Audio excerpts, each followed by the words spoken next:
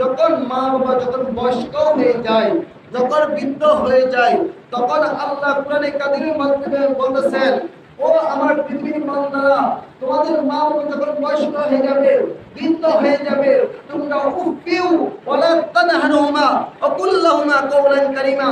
তোমাদের মা বাবাকে এমন ভাবে আচরণ করবে না, এমন ভাবে কথা বলবে না, এমন ব্যবহার করবে না যে ব্যবহার করার কারণে ওই শব্দটা আসে। ওই শব্দটা যখন চলে আসে, তোমার নামাজ, তোমার রোজা, তোমার যাকাত, তোমার সদকা, তোমার যা কিছু ভালো কাজ আছে না কিনা, সুতরাং সবকিছু বিফল হয়ে যাবে। সবকিছু কি হয়ে যাবে? বিফল হয়ে যাবে। শুধু উফিউ, তুই শব্দটা যদি আসে মায়ের এবং বাবার যদি কলমের মাধ্যমে, মনের মাধ্যমে, দেখা যায় যদি এমন ভাবে দেখা যায়, আমরা এখন কি করি, মা বাবা যখন বৃদ্ধ হয়ে যায়, বয়স্ক হয়ে যায়, তখন যখন আমরা যখন ইনকাম করি, আমরা যখন কামাই রোজগার করি, তখন দেখা যায় আমাদের মা বাবাকে কথা বলতে, চুপ রাঙ্গের কথা বলতে আমরা কথা বলতে দেখি না। দেখা যায় এক সময় দেখা যায় সন্তান সন্তান দেখা যায় মা বাবার সাথে পরামর্শ করতো, আর এখন যখন সন্তান যখন কামাই করে রুজি রোজগার করে, তখন মা বাবা সন্তানকে ভয় পায়, আর সন্তানকে একটা কথা বলতে তারা দ্বিধাবোধ করে, এরা মাকে কখনো কোনো কথা বলে ফেলে। এখন দেখা যায় এমন একটা যুগ রয়েছে বাবারা, এমন একটা কালচার রয়েছে, যে কালচারের মধ্যে আমাদের সন্তান আমাদের মা বাবার সাথে কিভাবে আচরণ করবে, কিভাবে ব্যবহার করবে, কি ব্যবহার করলে ফজিলত রয়েছে। আল্লাহ রাসূল করিম সাল্লাল্লাহু আলাইহি সাল্লাম অন্য একটা হাদিসের মাধ্যমে বলেছেন, মান আহাব্বা আইয়ুমহাদুল্লাহ ফি উমরি ফি রিজকিহি ফালিয়াবরাউ ওয়ালিদাইহি ওয়ালিয়াসিল রাহমাতুহু বলেন সুবহানাল্লাহ। আল্লাহ রাব্বুল আলামিন কোন সন্তান যদি মা বাবার সাথে, আত্মীয়দের সাথে যে ভালো ব্যবহার করে, ভালো আচরণ করে, তখন ওই সন্তানের রিজিক বৃদ্ধি করে দেন বলেন সুবহানাল্লাহ।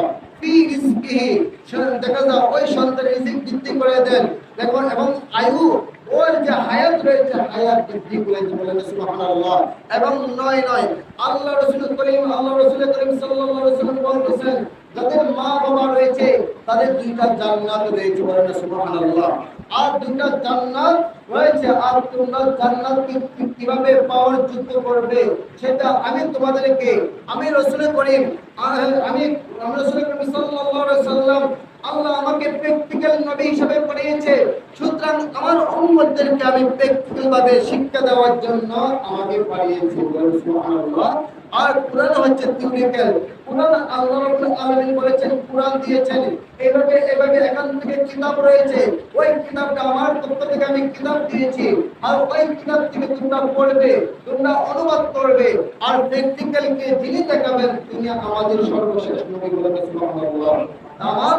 আমার আল্লাহ দেওয়া হচ্ছে নিয়ামত হচ্ছে 30 পারা কুরআন, আর ব্যক্তি হচ্ছে আমার রাসূল করিম সাল্লাল্লাহু আলাইহি ওয়াসাল্লাম বলেন সুবহানাল্লাহ। আর রাসূল করিম সাল্লাল্লাহু আলাইহি ওয়াসাল্লাম বলতেছেন যে আমার উম্মতের জন্য আমি যাদের মা বাবা বেঁচে আছে তাদের দুইটা জান্নাত কি রয়েছে, দুইটা জান্নাত পৃথিবীর জমিনে রয়েছে। আর সুতরাং তোমরা যদি জান্নাত যদি পেতে চাও, তাহলে তোমাদের মা বাবার সাথে ভালো খেদমত করো, ভালো ব্যবহার করো, মাকে খুশি করো, বাবাকে খুশি করো, তাহলে মা বাবা খুশি থেকে জান্নাত অটোমেটিক খুশি হয়ে যাবে সুবহানাল্লাহ।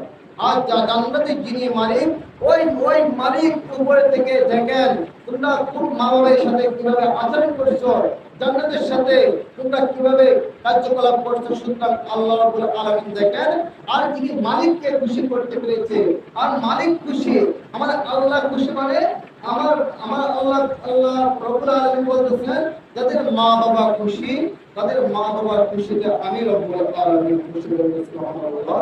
যারা সুতরাং আমি বলতে চাচ্ছি বাবারা, যারা মা বাবার সাথে এমন কোনো আচরণ করবেন না। আমরা ইনকাম করি, আমরা লাখ টাকা কামাই করি, আমরা কোটি টাকা কামাই করি, কিন্তু মা বাবার সাথে এমন কোনো আচরণ করবো না যে আচরণের মাধ্যমে মা বাবা কষ্ট পাবে, আত্মীয় স্বজন কষ্ট পাবে, প্রতিবেশী কষ্ট পাবে।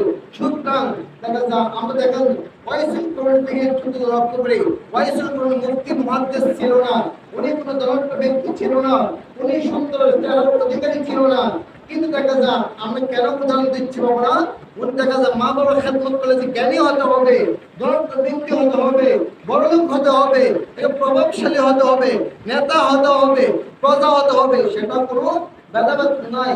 দেখা যায় ওয়াইসুল করণী শুধু মায়ের খেদমত করতে করতে করতে করতে উনি নিজের যৌবন, নিজের জীবন, এগুলো সবকিছু মায়ের খেদমতে কুরবান করে দিয়েছেন। দেখা যায় ওয়াইসুল করণী দেখা যায় বিবাহ করে নাই।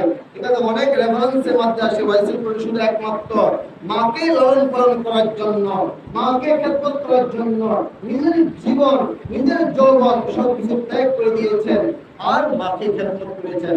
ওয়াইসুল করণী দিকে তাকায় যে যেভাবে মা বাবা আমাদেরকে দেখা যায় যেখানে যাই এখানে দেখা যায় দেখা যায় অনেক সময় দেখা যায় আমরা যদি বিভিন্ন জায়গায় লক্ষ্য করে দেখি বাবার গভীর মনোযোগ, দেখা যায় মা কাজ করছে, মা পাথর বাঁধছে, হাতুড়ি দিয়ে মা ইট বাঁধছে, কিন্তু সন্তান দেখা যায় পিঠের উপরে ঠিক কিনা একটা গামছা দিয়ে বা পাশে দিয়ে বসা রাখছে।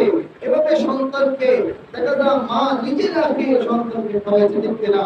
আর দেখা যায় ওই মা সারাটা দিন কষ্ট করে মাথার গাম পায়ে ফেলে রিক্সা চালিয়ে দেখা যায় পাথর টুকে এবং টুকায় সারাদিন যা কিছু পায় সেগুলো দেখা যায় সারাদিন একত্র করার পরে বিক্রি করে ওই টাকা দিয়ে সন্তানকে খাওয়ায় ঠিক কিনা। আর সন্তান যদি অনেক মা যতই কষ্ট করে সন্তান যদি খুব শক্ত করে হাও করে কাঁদে, মা বুঝতে পারে আমার সন্তানের